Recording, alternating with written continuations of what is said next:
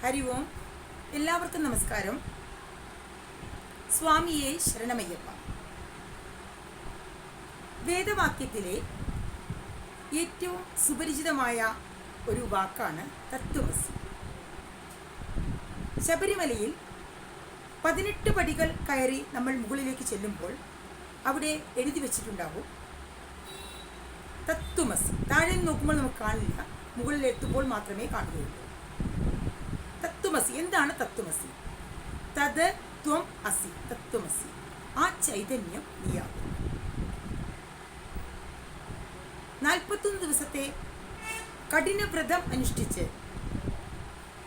ശബരിമലയിൽ 18 പടികൾ കയറി ശബരിമലയിൽ എത്തുന്ന ഓരോ അയ്യപ്പ ഭക്തരോടും ഭഗവാൻ പറയുന്നു, ഞാൻ തന്നെയാണ് നീ, നീ തന്നെയാണ് ഞാൻ. എന്നിലും നിന്നിലുള്ളത് ഒരേ ചൈതന്യമാണ്, ഒരേ ബ്രഹ്മമാണ്. എന്തിനു വേണ്ടിയിട്ടാണ് ഈ 18 പടികൾ കയറുന്നത്? നമ്മളുടെ ജീവിതത്തിലെ 10 ഇന്ദ്രിയങ്ങൾ, 5 ജ്ഞാനേന്ദ്രിയങ്ങൾ, 5 കർമ്മേന്ദ്രിയങ്ങൾ പ്ലസ് അഷ്ടരാഗങ്ങൾ. ഏതൊക്കെയാണ് അഷ്ടരാഗങ്ങൾ?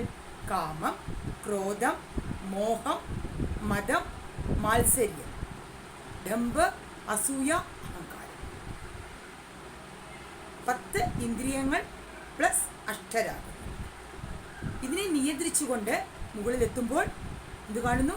തത്വമസി, ആ ചൈതന്യം നീയാകുന്നു.